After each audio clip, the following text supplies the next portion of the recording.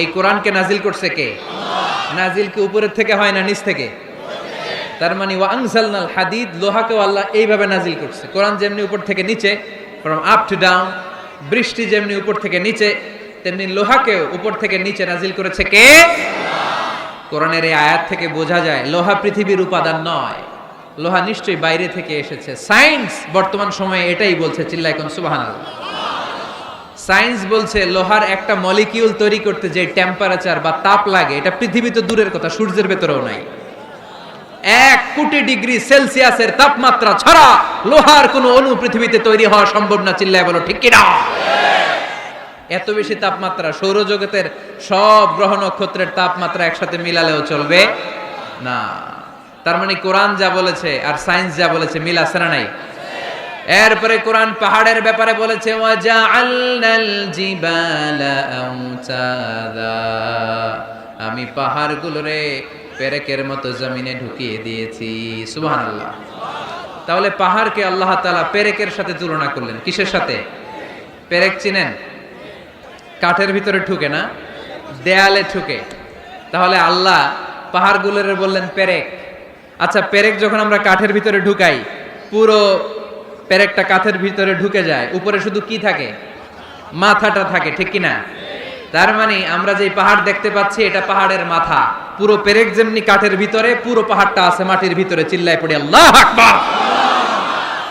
জমিনে আমরা দৃশ্যমান এই পৃথিবীতে খালি চোখে যে পাহাড় দেখতে পাই, এটা আসল পাহাড় না, এটা পাহাড়ের মাথা। যেমনি পেরেক যখন কাঠের ভিতরে ঢুকে দেই, পুরো পেরেকটা কাঠের ভিতরে ঢুকে যায় কি যায় না? পেরেক নিয়ে যখন আমি হাতুড়ি দিয়ে মারলাম, পুরো পেরেকটা কই যায়? কাঠের ভিতরে, তাই না? তার মানে খালি চোখে যে পাহাড় দেখি, এটা পেরেকের মাথা যেমনি একটু দেখা যায়, এটা পাহাড়ের মাথা। আসল পাহাড় মাটির ভেতরে, উপরে যদ্দূর দেখা যায় তার কমসে কম 10 গুণ পাহাড় মাটির ভিতরে রেখে দিয়েছে কে? এজন্য আল্লাহ উপমাটা, মেটাফরিকটা এইভাবে দিলেন, ওয়াজআলনাল জিবালা আওতাদা, এই পাহাড়কে, মাউন্ট এভারেস্টকে, আলাস্কা পর্বতমালাকে, আল্পস পর্বতমালাকে, এই গারো পাহাড়কে, এই কেওকারাডাঙ্গার তাজিংডং বিজয়কে আমি পাহাড়ের মতো জমিনের মধ্যে গেড়ে দিয়েছে। চিল্লায় পড়বো সুবহানাল্লাহ। আবার আল্লাহ বললেন ওয়ামিনাল জিবালি জুদাদুম বিদুন ওয়া হুমরুম মুখতালিফুন আলওয়ানুহা ওয়া গরাবিবু সুদ, পাহাড়ের মধ্যে কোন পাহাড় আমি বানিয়েছি ধবধবে শুভ্র সাদা, কোন পাহাড় আমি বানিয়েছি রক্তিম লাল, কোন পাহাড় আমি বানিয়েছি কুচকুচে কালো। 3 কালারের পাহাড়। কয় কালারের? মৌলিকভাবে ধবধবে শুভ্র সাদা পাহাড়, অথবা রক্তিম লাল পাহাড়, অথবা কুচকুচে কালো পাহাড়। আপনি পৃথিবীর পাহাড়গুলো নিয়ে যদি গবেষণা করেন, বিভিন্ন রঙের পাহাড় আপনি দেখবেন। আমি তো পৃথিবীর অনেক জায়গায় পাহাড় দেখেছি। মিশরে আমি তুর পাহাড়ের চূড়ায় উঠেছি। ওখানে যেখানে মুসা আলাইহিস সালামের কাছে আল্লাহ নূরের তাজাল্লি দিয়ে ফোকাস করেছেন, পাহাড়টার নাম তুর পাহাড়। 2 বার আমি উঠেছি এটার চূড়ায়। উঠতে আমার অনেক কষ্ট হয়েছে। ওখানে উঠে ফজরের সালাত পড়ে আমি খেয়াল করে দেখলাম তুর পাহাড়ের আশেপাশের পাহাড়গুলো কোনোটা খয়েরি, কোনোটা কালো, কোনোটা লাল, কোনোটা ধূসর। আল্লাহু আকবার। এক এক পাহাড়কে এক এক রং দিয়ে তৈরি করলো কে? পৃথিবীতে চায়না নামে একটা দেশ আছে না? চায়না একটা শহর আছে গানজু। কি নাম? আজকে যে গুগল করবা, the গানজু city located in China, চায়নাতে অবস্থিত গানজু শহরে একটা পাহাড় আছে। এই পাহাড়ের নাম রেইনবো মাউন্টেন। কি নাম? মানে রংধনুর পাহাড়। রংধনুর কয় রং? সবাই কন, আরো জোরে। 7 রং না? আমরা ছোটবেলায় মুখস্থ করতাম বেনিয়া সহকলা, বেনিয়া সহকলা। এই 7 রঙের পাহাড় ওখানে দেখা যায়। এক জায়গায় 7 রঙের পাহাড়। সুবহানাল্লাহ কইতে পারলেন না? মজা করে বানালো কে? সুনানে তিরমিজি আর মুস্তাদরাকে হাকিম, মুসনাদে আহমদ ইবনে হাম্বলের হাদিস। আল্লাহ যখন পৃথিবী বানালেন, এই পৃথিবীটা ঘোরার পাশাপাশি কাঁপাকাঁপি শুরু করে দিল।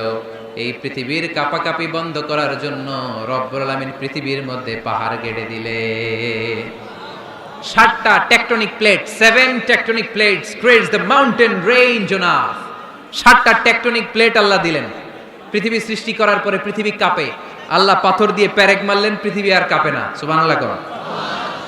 ফেরেশতারা দেখে তো অবাক। ফেরেশতারা বলে, আল্লাহ পাহাড়ের এত শক্তি, পাহাড় গেড়ে দিলেন পৃথিবীতে, আর পৃথিবী কাঁপে না। হাল মিন খালকিকা আসাদ্দু মিনাল জিবাল, আল্লাহ আপনার সৃষ্টির মধ্যে পাহাড়ের চেয়ে শক্তিশালী কি কিছু আছে? আল্লাহ বললেন নাআম, আছে। আল হাদিদ, লোহা, লোহা পাহাড়ের চেয়ে শক্তিশালী, কারণ লোহা পাহাড়ে মারলে পাহাড় ভেঙে যায়, ঠিক কিনা? ফেরেশতারা আরো অবাক, লোহা এত শক্তিশালী? হাল মিন খালকিকা আসাদ্দু মিনাল হাদিদ, আল্লাহ তাহলে লোহার চেয়ে শক্তিশালী মনে হয় কিছু নাই, আছে? আল্লাহ বললেন নাআম, আছে। আন্নার, আগুন, কারণ আগুনের মধ্যে লোহা ফেলে দিলে লোহা গলে যায়, ঠিক কিনা? ফেরেশতারা তো আরো অবাক। ফেরেশতারা বলে তাই নাকি? আগুন এত শক্তিশালী, তো হাল মিন খালকিকা আসাদ্দু মিনান নার, আল্লাহ আপনার সৃষ্টিতে আগুনের চেয়ে শক্তিশালী কিছু আছে? আল্লাহ বলে আছে।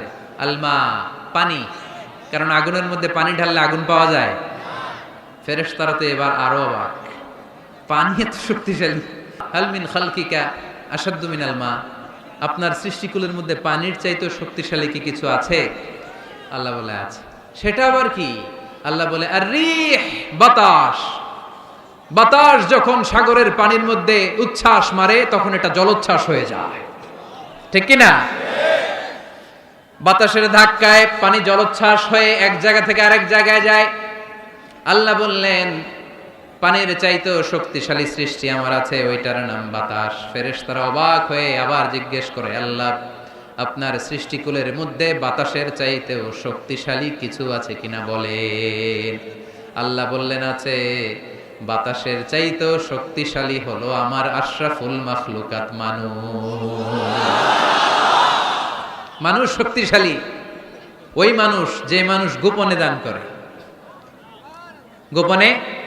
আল্লাকা সিররুন ইনদাল্লাহ বাইনাকা আনতা ওয়া বাইনাল্লাহ, আল্লাকা সাদাকাতুন তাখফা লা ইয়ালামুহা ইল্লাল্লাহ, আল্লাকা সিররুন ইনদাল্লাহ বাইনাকা আনতা ওয়া বাইনাল্লাহ, আল্লাকা সাদাকাতুন তাখফা লা ইয়ালামুহা ইল্লাল্লাহ। পড়তে হবে আল্লাহু আকবার।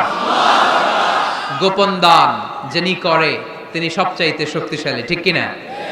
নাকি অমুক ভাই বিশিষ্ট সমাজ সেবক 2 লক্ষ টাকা, বলেন মারহাবা, এইভাবে দান করবেন? মারহাবা করলেও আসি, না কইলেও আসি, ঠিক কিনা? মারহাবা যদি বলে দেন, সমস্যা নাই। মারহাবা না বললেও দিবেন। তাহলে খুশি কে? বেশি খুশি হয় যখন লুকায় লুকায় দেন, নাম না জানায় দেন।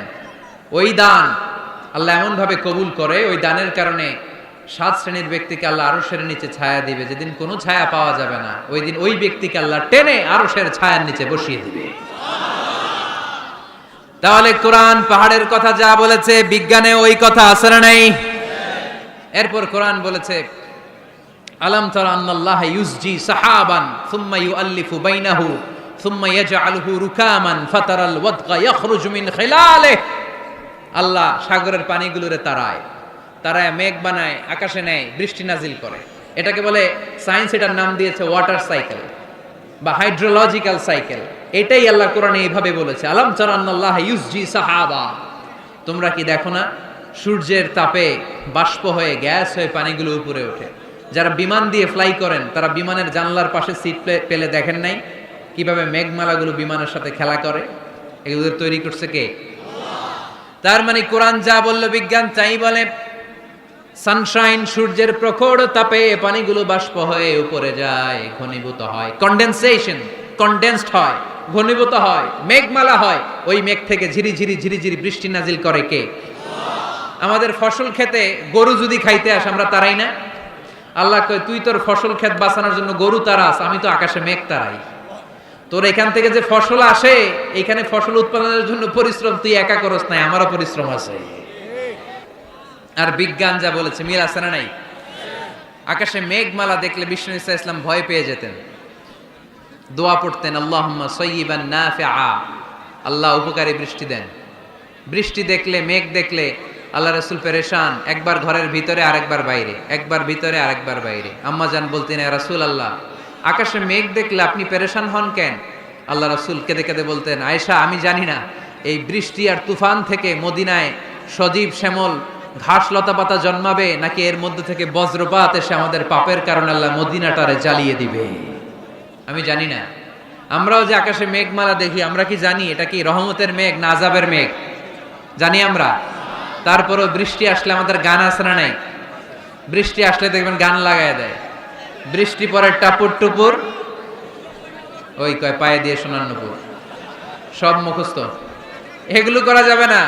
বৃষ্টি দেখলে দোয়া পড়তে হবে, আল্লাহুম্মা সাইয়্যিবান নাফিআ, আল্লাহুম্মা আসকিনা গাইসান মুগীসান মারিআন মারিআন নাফিআন গায়রা দার আজিলান গায়রা আজিল। আল্লাহ, এই মেঘমালা থেকে এমন বৃষ্টি দাও যেই বৃষ্টি আমাদের জন্য কল্যাণকর, যেই বৃষ্টিতে ঘাসলতা পাতা জন্মায়, যে বৃষ্টিতে আমাদের গবাদি পশুর জন্য রিজিক থাকে। কল্যাণকর বৃষ্টি দাও আল্লাহ, ক্ষতিকর বৃষ্টি দিও না, তাড়াতাড়ি দাও, দেরি করো না। চিল্লায় পড়েন আমিন। আল্লাহর হাবিব বললেন, মুস্তাদরাকে হাকিমের হাদিস, সিনতান লা তুরাদ্দান, দুই দোয়া আল্লাহ কখনো ফিরিয়ে দেন না। কয় দোয়া?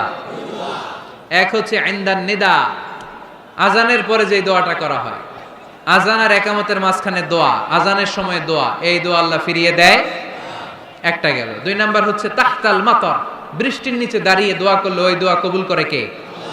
আর আমরা বৃষ্টির নিচে দাঁড়িয়ে আঁকা বাঁকা মেঠো পথে কোন রূপসী হেঁটে যায়, আছে না নাই? বৃষ্টি আসলে আমরা ভাবুক হয়ে যাই, দরজা জানলা বন্ধ করে দিয়ে অনেকে গান বাজনা ছেড়ে দেয়, হিন্দি গান লাগায় দেয়। তো জন্য বৃষ্টি নাজিল হলে আমরা যেন আল্লাহর কাছে দোয়া করি। বৃষ্টির সময় দোয়া করলে ওই দোয়াটা কবুল করে কে?